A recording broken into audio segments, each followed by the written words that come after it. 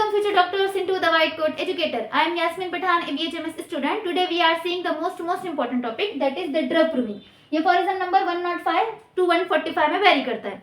इसके अंदर और एक इम्पोर्टेंट बात ये है कि ऑर्गेनन ऑफ मेडिसिन और होम्योपैथिक फार्मेसी दोनों में ये क्या है, कॉमन टॉपिक है. अगर आप इसको एक बार प्रिपेयर कर लिए तो दोनों भी पेपर में लिख सकते हैं. और इसके अंदर ये बात है कि यूनिवर्सिटी एग्जाम में हर साल ये क्वेश्चन होता है. ऐसे समझ लो कि कंपलसरी वाला क्वेश्चन है. ऑर्गेनन में भी पूछता है और होम्योपैथिक फार्मेसी में भी पूछा जाता है हर साल. इसके अंदर 10 नंबर के लिए एलईक्यू के लिए क्वेश्चन पूछा जाता है. ठीक है. इसके अंदर डिफरेंस बात ये है कि ऑर्गेनन ऑफ मेडिसिन में अफोरिजम्स को मेंशन करना जरूरी है कि ड्रग प्रूविंग में किस अफोरिजम्स में क्या बताया गया है. 105 to 145 में फर्स्ट सेकंड थर्ड मतलब जहां से स्टार्ट होंगे अफोरिजम उसमें ऑर्गेनन ऑफ मेडिसिन में क्या बताया गया है. लेकिन फार्मेसी में और अगर आप अफोरिजम्स को मेंशन नहीं भी करते हो तो उसके अंदर कुछ प्रॉब्लम नहीं है, मार्क्स मिल जाते हैं. अगर कर लो तो वेल एंड गुड, नहीं भी करे तो नो प्रॉब्लम, लेकिन ऑर्गेनन में मेंशन करना जरूरी है. ठीक है. अब हम इसके टॉपिक को स्टार्ट करते हैं वन बाय वन. सबसे पहले हम क्या करेंगे, इसकी डेफिनेशन से स्टार्ट करेंगे. तो ड्रग प्रूविंग की डेफिनेशन क्या है, तो सबसे पहले याद रखो ड्रग प्रूविंग क्या है. It is a process of acquiring the knowledge of the instrument intended to cure the natural disease. ठीक है. इसका मतलब क्या होता है कि ड्रग प्रूविंग एक ऐसा प्रोसेस है जिसके अंदर क्या हम नॉलेज लेते हैं किसकी, इंस्ट्रूमेंट की. ये इंस्ट्रूमेंट क्या हो सकता है, वो ड्रग जिसके ऊपर हम ड्रग प्रूव करने वाले हैं वो प्रूवर. ये सारे जो उनकी नॉलेज निकाल के हम एक ड्रग को प्रूव करते हैं, उनके साइन एंड सिम्टम्स को मालूम करते हैं, उसी प्रोसेस को हम क्या बोलते हैं, ड्रग प्रूविंग. और ड्रग प्रूविंग क्यों करते हैं, तो नेचुरल डिसीज को क्योर करने के लिए ड्रग प्रूविंग की जाती है. इसके अलावा और क्या है, सबसे पहले ना इसकी मालूमात रहना ये जरूरी है कि ड्रग सबसे पहला ड्रग कौन सा प्रूव हुआ था. तो डॉक्टर सेमिल हैनेमन ने सबसे पहला ड्रग प्रूव करे थे सिंकोना, जो कि 1719 में प्रूव हुआ था, जब से हमारी होम्योपैथी की स्टार्टिंग हुई थी. और ये drug proving one of the cardinal principles of homeopathy भी है. ठीक है. अब इसके बाद सबसे पहले हम देखेंगे प्री रिक्विसाइट्स ऑफ ड्रग प्रूविंग. ये होम्योपैथिक फार्मेसी में एक साल एसएक्यू के लिए भी पूछा गया था ये टॉपिक, प्री रिक्विसाइट. इसमें क्या होता है, प्री रिक्विसाइट्स और इसेंशियल्स ऑफ ड्रग प्रूविंग, यानी वो चीजें जो ड्रग को प्रूव करने के लिए जरूरी है, ये ड्रग प्रूव करने से पहले लगती है. तो कौन कौन सी चीजें हैं, एक होता है हमारा ड्रग, दूसरा होता है हमारा प्रूवर और थर्ड होता है हमारा इन्वायरमेंट. हम वन बाय वन देखेंगे क्या. तो सबसे पहले हम आते हैं ड्रग.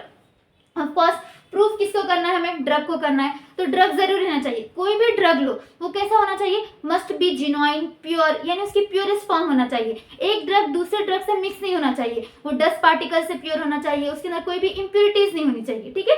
तो हमारा ड्रग कैसा रहना, must B genuine pure and must be free from all drugs. Second हमारा आता है प्रूवर. प्रूवर कौन, जिसके ऊपर हम ड्रग प्रूव करेंगे, वो क्या होता है, हमारा प्रूवर होता है. प्रूवर कैसा रहना, must be healthy human being रहना, male female different ages constitution कौन सा भी हो सकता है, लेकिन कैसा, must be healthy human being रहना. और होम्योपैथी में हम क्या करते हैं, ड्रग जो प्रूवर यूज करते हैं वो कैसे ह्यूमन बींग्स होते हैं. हम एनिमल प्रूविंग अवॉइड करते हैं. वो क्यों, हम आगे देखेंगे उसके रीजंस क्या है. बट इतना याद रखना, must be healthy human being रहना, इडियोसिंक्रेटिक रहना, सेंसिटिव रहना और इंटेलिजेंट भी रहना, यानी इसको साइन सिम्टम्स बोलने भी आना चाहिए. ये किस में लिखेंगे हम, प्रूवर में. थर्ड हमारा आता है इन्वायरमेंट. इन्वायरमेंट यानी सराउंडिंग, जिसके अंदर हम ड्रग प्रूविंग करने वाले. ड्रग भी मिल गया, प्रूवर भी मिल गया, लेकिन अब सराउंडिंग की जरूरत है. सराउंडिंग ऐसी रहना जिसके प्रूवर के लिए वो नॉर्मल रहना, मतलब वो पर्सन जिस पे हम ड्रग प्रूव करने वाले उसके लिए वो इन्वायरमेंट कैसा रहना, नॉर्मल रहना, जो उसका रोज का सराउंडिंग होगा. मस्ट बी डस्ट पार्टिकल से फ्री रहना, ज्यादा क्राउड शोर नहीं रहना, जिसके से क्या होना, हमारे प्रूवर को प्रॉब्लम नहीं होना. ऐसे हमें क्या चाहिए, सराउंडिंग चाहिए. ये था हमारा prerequisites. Next we see the objects of drug proving. Means की ड्रग प्रूविंग करना जरूरी क्यों है. सबसे पहले याद रखो कि ड्रग प्रूविंग हम क्यों करते हैं, किसी भी मेडिसिन के पैथोजेनेटिक पावर को मालूम करने के लिए. पैथोजेनेटिक पावर क्या रहती है, मेडिसिन की ऐसी पावर जिससे क्या क्यूरेटिव वो डिसीज प्रोड्यूस करते हैं इंसान. यानी pathogenetic power is a power by which we knows the exact pathogenetic effect of the drug in the healthy individuals. यानी हेल्दी इंडिविजुअल्स में जो भी साइन एंड सिम्टम्स प्रोड्यूस होंगे एक मेडिसिन की वजह से, उसको हम बोलेंगे पैथोजेनेटिक पावर. तो फर्स्ट हमारा क्या है कि पैथोजेनेटिक पावर मालूम करना. सेकेंड कि जो भी चेंजेस हो रहे हैं कौन से हमारे नॉर्मल सेंसेशन में वो मालूम करना. जब भी हम मेडिसिन खाएंगे, वो भी जो भी ड्रग प्रूव करना है, वो ड्रग जब हम खाएंगे तो उसके वजह से क्या होगा कि हमें जो नॉर्मल हमारे सेंसेशन है वो चेंज हो जाएंगे, वो अल्टर हो जाएंगे. ये भी ड्रग प्रूविंग का एक एम होता है. फिर थर्ड क्या होता है कि ओवरऑल डेविएशंस को रिकॉर्ड करना, यानी जो भी चेंजेस आ रहे हैं हमारे बॉडी में, हमारे ऑर्गन में, हमारे सिस्टम में, हमारे बिहेवियर में, उसको भी क्या करना, रिकॉर्ड करना. ये भी एक ड्रग प्रूविंग का एम होता है. फिर फोर्थ क्या होता है, जिसके अलावा कैरेक्टरिस्टिक सिम्टम को नोट डाउन करना, उसका वो भी क्या होता है, एक ड्रग प्रूविंग का एम है. ये थे हमारे ऑब्जेक्ट्स, किसमें, पैथोजेनेटिक पावर, सेंसेशन, सेकंड हमारे क्या होता है, deviation in the organ and fourth the characteristic symptoms. की शॉर्ट फॉर्म में याद रख सकते हो. फिर उसके बाद हम देखेंगे अब प्रूवर, हम किस पे प्रूव करने वाले ड्रग, हमारे प्रूवर पे. तो ड्रग प्रूवर पे प्रूव करने करने के लिए कैसे हमारे प्रूवर्स की कुछ क्वालिटीज होनी चाहिए जिसकी वजह से हम वो ड्रग को क्या एग्जैक्ट और अच्छे वे में प्रूव कर सकते हैं और उसके साइन एंड सिम्टम्स, ड्रग के साइन एंड सिम्टम्स को मालूम कर सकते हैं। उसके वजह से प्रूवर क्या करना, मस्ट क्वालिटीज पोजेस करना। तो वो क्वालिटीज कौन कौन से हम वन बाय वन देखेंगे। टोटल 8 क्वालिटीज है जो एक प्रूवर में रहना। सबसे पहले हमारी क्या आती है, prover. The prover must B a healthy human being. इसमें अफोरिज्म नंबर 120 में मेंशन किया गया है कि हमारा प्रूवर कैसा रहना, सबसे पहले तो ह्यूमन रहना और हेल्दी रहना। तो इसमें सबसे पहले याद रखो, अब हेल्दी क्यों रहना, तो जो हमारा प्रूवर है not only physically but also mentally भी वो हेल्दी रहना। क्यों, अगर वो कोई डिसीज है, डिसीज किसको बोले वाला है अकॉर्डिंग टू होम्योपैथी की internal derangement of the vital force and externally produce of the sign and symptoms, इसी को क्या बोले वाला है, डिसीज बोले वाला है। तो क्या अगर इंसान पर्सन वो डिसीज है तो डिसीज और सिकनेस की वजह से उसके जो साइन एंड सिम्टम्स रहेंगे जो एक्सटर्नली अपीयर होते हैं, और हम जो ड्रग प्रूव करने वाले वो ड्रग को खाने के बाद जो साइन एंड सिम्टम्स प्रोड्यूस हो जाएंगे वो दोनों क्या एक दूसरे से मिक्स हो जाएंगे। हम एग्जैक्ट नहीं पता कर सकेंगे कि कौन से सिम्टम्स ड्रग के थे और कौन से सिम्टम एक्चुअली वो पर्सन की सिकनेस की है। तो इसकी वजह से क्या हम जो भी ड्रग प्रूव करेंगे वो प्रूवर कैसा रहना, मस्ट बी हेल्दी रहना, हेल्दी रहना, जिसकी वजह से हम क्या करेंगे वो ड्रग की कंप्लीट पिक्चर मालूम कर सकेंगे। और सेकंड क्या, वो ह्यूमन बीइंग रहना। ह्यूमन बीइंग क्यों रहना, तो सिर्फ ह्यूमन बीइंग में क्या है, स्पीच की क्वालिटी है, यानी वो बोल सकता है। तो पर्सन को जो भी उसकी सिकनेस रहेगी, जो भी उसका पेन रहेगा, जो भी है जो सिकनेस से जिससे भी वो सफर कर रहा है, तो खुद का डिसीज, खुद की सिकनेस को क्या और अच्छे से बोल सकता है। वही जो एनिमल्स रहते हैं उन्हें बोलने की कैपेबिलिटी नहीं रहती, उसकी वजह से वो खुद की सिकनेस को बयान कर सकते क्या, नहीं कर सकते। उस वजह से ह्यूमन बीइंग पे ही ड्रग प्रूव करना, क्यों, तो वो अपने सिम्टम्स को बता सकते हैं। सेकेंड, ह्यूमन बीइंग पे जो ड्रग प्रूव करते हैं और एनिमल पे जो ड्रग प्रूव करते हैं वो दोनों की क्या एक्शन डिफरेंट रहती है, क्योंकि ह्यूमन बीइंग्स का स्ट्रक्चर एंड फंक्शनल एनाटॉमी उनकी डिफरेंट है, उसी तरह एनिमल की भी डिफरेंट है। तो उसकी वजह से जो हमारा ड्रग है वो किस पे, ह्यूमन बीइंग्स पे प्रूव करना चाहिए। एक इसलिए कि वो बोल सकते हैं और सेकंड इसलिए कि उनके ऊपर उनका एक्शन डिफरेंट होता है। ठीक है, ये था हमारा फर्स्ट क्वालिटी। सेकंड हम जाते हैं, the drug must be prove on the prover of the both the sexes different ages. इसमें अफोरिज्म नंबर 127 में मेंशन किया गया है जो भी हम ड्रग प्रूव कर रहे तो वो प्रूवर कैसा रहना, डिफरेंट एजेस में भी हम प्रूव करना वो ड्रग को, बोथ द सेक्सेस यानी मेल एंड फीमेल दोनों में रहना। क्यों, तो देखो मेल और फीमेल में इसलिए क्योंकि रिप्रोडक्टिव सिस्टम की वजह से मेल और फीमेल की फंक्शनल एनाटॉमी, उनकी एनाटॉमिकल स्ट्रक्चर, उनकी फिजियोलॉजी, उनकी साइकोलॉजी सब अलग होती है। किस तरह से, एनाटॉमी में देखेंगे तो हम structural organization, again reproductive system में जाएंगे तो मेल का रिप्रोडक्टिव सिस्टम अलग है उसकी ऑर्गेनाइजेशन एंड फीमेल का अलग है। फंक्शनली जाएंगे, फिजियोलॉजी के अकॉर्डिंग देखें तो फीमेल रिप्रोडक्टिव सिस्टम में हार्मोन का लेवल, मेंस्ट्रुअल साइकिल, उसी में मेल रिप्रोडक्टिव सिस्टम में कैसा एस्ट्रोजन, टेस्टोस्टेरोन के लेवल, उसकी वजह से उसके फंक्शंस में चेंजेस आते हैं। और साइकोलॉजी के अकॉर्डिंग देखें तो क्या, फीमेल के सोचने का तरीका, उसका बिहेवियर, उसका माइंड अलग होता है कंपेयर टू द मेल। ठीक है, उसके इमोशनल थॉट्स दोनों में चेंजेस आते हैं। इसके से क्या, जो भी हम ड्रग प्रूव करेंगे वो प्रूवर में क्या रहना, दोनों में भी करना, जिसकी वजह से हम क्या करें, डिफरेंस पता कर सकते हैं कि कौन से एग्जैक्ट मेल के लिए ड्रग्स है और कौन से एग्जैक्ट फीमेल के लिए ड्रग्स है। किस बात पे डिफरेंशिएट हो रहा है, रिप्रोडक्टिव सिस्टम की बेसिस पे। और सेकंड की डिफरेंट एजेस पे करना, क्यों, तो छोटे बच्चों पे ड्रग का असर, देन अडल्ट पे, और जो ओल्ड एज में उनमें क्या रहता है, ड्रग अलग अलग इस्तेमाल होते हैं, किसमें कम पोटेंसी, लोअर, हायर पोटेंसी, हम आगे देखेंगे। उस वजह से हमें क्या डिफरेंट एजेस पे भी देना पड़ेगा। और कॉन्स्टिट्यूशन यानी हमारे बॉडी का जो मेकअप है उसके अकॉर्डिंग क्या मेडिसिन वैरी करती है। इस वजह से प्रूवर जो रहना तो वो कैसे रहना, must be healthy human being भी रहना, उसके अलावा क्या डिफरेंट एजेस पे, डिफरेंट कॉन्स्टिट्यूशंस पे और बोथ मेल एंड सेक्सेस पे वो ड्रग क्या करना चाहिए, हमें प्रूव करना चाहिए। फिर थर्ड हम देखेंगे, the prover must be intelligent enough to express his feeling according to aphorism number 126 में ये मेंशन किया गया है। हमारा प्रूवर कैसे रहना, इंटेलिजेंट रहना। इंटेलिजेंट क्यों रहना चाहिए प्रूवर, बिकॉज देखो अब जो हमारे सब्जेक्टिव सिम्टम्स रहते हैं, सब्जेक्टिव सिम्टम्स ऐसे सिम्टम्स रहते हैं जो क्या होता है, जो पर्सन है, जो प्रूवर है, सिर्फ उसी को फील होते हैं, वो पेशेंट को ही फील होने वाले, सामने का फिजिशियन नहीं बोल सकता उसके सब्जेक्टिव सिम्टम्स। वो सब्जेक्टिव सिम्टम्स कौन अच्छे से हमें एक्सप्लेन कर सकता है, वो पेशेंट खुद एक्सप्लेन कर सकता है। इसके लिए वो कैसे इंटेलिजेंट रहना चाहिए। इंटेलिजेंट अगर वो रहेगा तो क्या खुद के थॉट्स को, खुद के सिम्टम्स को क्या करेगा, वो अच्छे से एक्सप्रेस कर सकता है और हम उसके बिना पे क्या कैरेक्टरिस्टिक सिम्टम्स को नोट डाउन कर सकते हैं, जिसकी वजह से क्या क्योर अच्छा होगा और ड्रग के पूरे साइन एंड सिम्टम्स हमें पता चल जाएंगे। इसलिए कैसा रहना चाहिए, मस्ट बी इंटेलिजेंट। क्यों, तो अपने फीलिंग्स को एक्सप्रेस करने के लिए। फिर फोर्थ हमने आते हैं, the prover must B trustworthy. इसमें अफोरिज्म नंबर 126 में मेंशन है। ट्रस्टवर्थी का मीनिंग क्या होता है, यानी भरोसे के लायक। हमें जो प्रूवर मिलेगा वो कैसा, हमें क्या करना चाहिए, हम उसके ऊपर भरोसा कर सके, वो ऐसा प्रूवर होना चाहिए। अगर हम उसके ऊपर भरोसे वाला प्रूवर नहीं है वो, तो कौन से भी स्टेज पे क्या कर सकता है, अपना काम करने से हट जा सकता है कि मैं तुम्हारा काम नहीं करूंगा, मुझ पर ड्रग प्रूव नहीं करना, ऐसा हो सकता है। और इसके अलावा क्या, अगर ट्रस्टवर्दी नहीं है, वो ट्रस्ट के काबिल नहीं है, तो हमें क्या रॉन्ग सिम्टम्स भी दे सकता है, जिसकी वजह से कुछ भी बोलेंगे वो कि ये वाले सेंसेशन हो रही है, मुझे ये टाइप की बर्निंग हो रही है, उसके वजह से हम क्या करेंगे, रॉन्ग सिम्टम्स को रिकॉर्ड करेंगे। रॉन्ग सिम्टम्स को रिकॉर्ड करने पर ड्रग की असली प्रूविंग हुई क्या, नहीं, जिसकी वजह से क्या ड्रग के रॉन्ग राइट सिम्टम्स नहीं, रॉन्ग सिम्टम्स हमें मिलेंगे। इसके नेक्स्ट हम देखेंगे क्वालिटी नंबर 5, देखिए वो क्या है, the prover should not be the paid prover, जो फॉर एग्जाम्पल नंबर 105 to 144 में मेंशन किया गया। पेड प्रूवर क्या, ऐसा प्रूवर जो सिर्फ पैसों के लिए काम करता है, उसको क्या बोलेंगे हम, पेड प्रूवर। लेकिन हम क्या, वो प्रूवर चूज करना चाहिए हमें जो पैसों के लिए काम ना करे। अगर वो पैसों के लिए काम करेगा, उसका जो पूरा फोकस है वो किसकी तरफ, मनी की तरफ रहेगा, इसकी वजह से वो हमें क्या करेगा, कौन सी भी स्टेज पे वो हमें मना कर सकता है कि मैं काम नहीं करूंगा तो मुझे पैसे नहीं दे रहे। उस वजह से हम ऐसे प्रूवर को चूज करना चाहिए जो कि हमारे लिए साइन एंड सिम्टम्स अच्छे से बता सके, ना कि पैसों के लिए काम करे, ठीक है। तो should not be a paid prover, paid prover को हमें अवॉइड करना चाहिए। फिर 6 हमारा आता है, द प्रूवर इज इडियोसिंक्रेटिक। ये जो इडियोसिंक्रेटी है ना, ये अलग से एससीक्यू 5 मार्क के लिए पूछा जाता है, लेकिन यहाँ पे भी याद रखना कि द प्रूवर इज इडियोसिंक्रेटिक, इसमें अफोरिज्म नंबर 127 में मेंशन है। इसके अलावा और एक बात याद रखो, ये जो भी अफोरिज्म्स मेंशन है ये एमसीक्यूज के लिए भी पूछे जाते हैं, मगर ये वाली लाइन मतलब ये वाली लाइन देगा और आपको पूछेगा अफोरिज्म्स मेंशन, किस अफोरिज्म में भी मेंशन है, इस वजह से ये एमसीक्यूज के लिए भी पूछे जाते हैं, मस्ट है, अच्छे से याद रखो, ठीक है। हम देखेंगे अब इडियोसिंक्रेटी।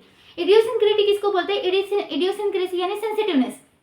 हमें क्या करना चाहिए, वो प्रूवर्स को चूज करना चाहिए जो क्या करना, मोस्टली ज्यादा ओवर सेंसिटिव रहना चीजों के लिए। बिकॉज देखो फॉर एग्जांपल कोई पर्सन ऐसे रहते हैं जिसको क्या रहते हैं, रोज गुलाब के फूल से क्या होती है, एलर्जी रहती है, ऐसे पर्सन ओवर सेंसिटिव रहते हैं। हम अगर ओवर सेंसिटिव प्रूवर चूज करेंगे तो हमारे जो साइन एंड सिम्टम्स है, कोई भी ड्रग उनको देने पे वो जो साइन एंड सिम्टम्स है क्या, वो जल्दी अपीयर होना स्टार्ट हो जाएंगे, जिस वजह से क्या होगा, हमारा टाइम कम लगेगा हमें किसी भी ड्रग को प्रूव करने के लिए। इसलिए प्रूवर क्या करना चाहिए, इडियोसिंक्रेटिक प्रूवर को चूज करना चाहिए। देन हमारा 7th आता है, the prover should be literate, और ये किसमें अफोरिज्म नंबर 140 में मेंशन किया गया है। लिटरेट प्रूवर यानी पढ़ा लिखा हुआ प्रूवर होना चाहिए।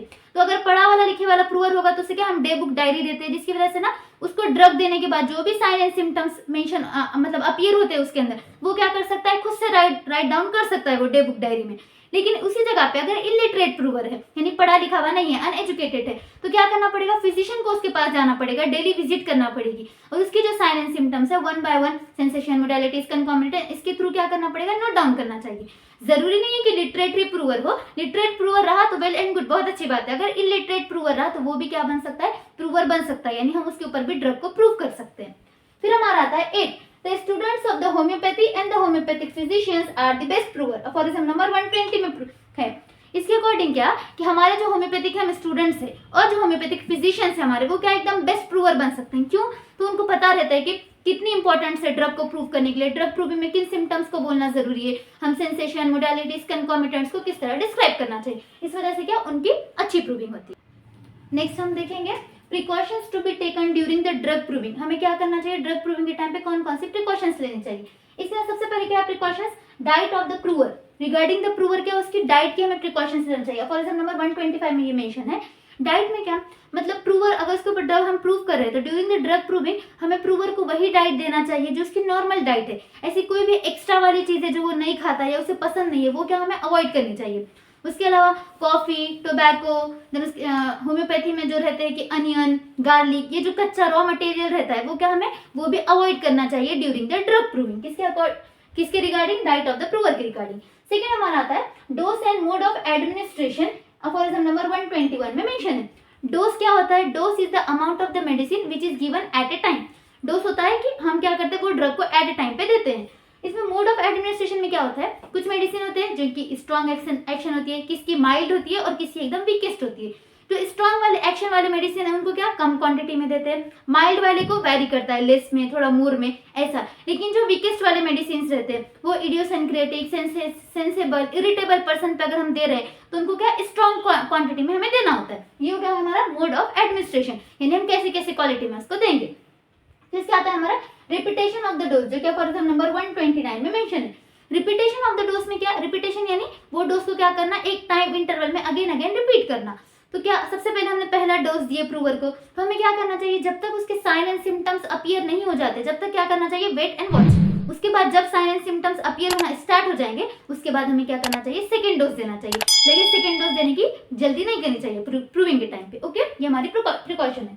फोर्थ हमारा आता है recording of the sign and symptoms. Various type में रिकॉर्डिंग कर सकते हैं, जैसे कि हमने फर्स्ट अभी पहले देखे कि लिटरेट प्रूवर रहा तो हम कैसे करेंगे, इलिटरेट प्रूवर रहा तो हम कैसे करेंगे। उसके अलावा रिकॉर्डिंग में क्या, एक डबल मेथड और एक सिंगल मेथड बोल के भी आता है। सिंगल मेथड में क्या होता है कि जो प्रूवर होता है, प्रूवर को पता नहीं होता है कि वो जो ड्रग है वो कौन सा दे रहे हैं उसको, लेकिन फिजिशियन को पता होता है कि मैं इसको ये ड्रग दे रहा हूँ, तो उसको साइन एंड सिम्टम फिजिशियन को पता होता है कि ये अपीयर होने वाले।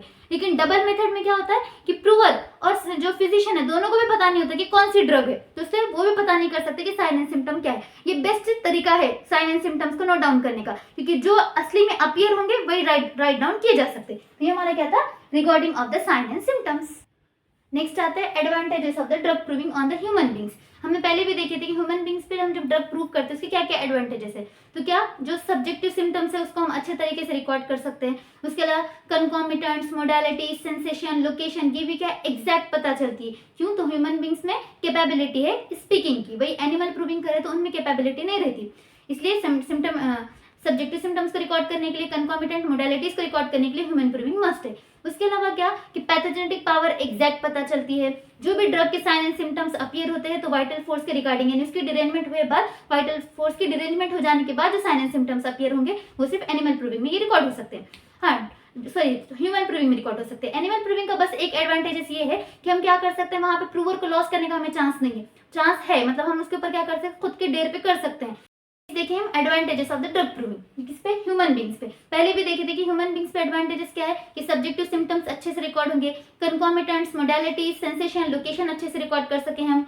देन उसके बाद क्या, पैथोजेनेटिक पावर एग्जैक्ट पता चलेगी। वाइटल फोर्स के डिरेंजमेंट हो जाने की वजह से exact and sign and symptoms जो अपीयर होंगे वो सिर्फ किसमें पॉसिबल है, हमारी ह्यूमन प्रूविंग में।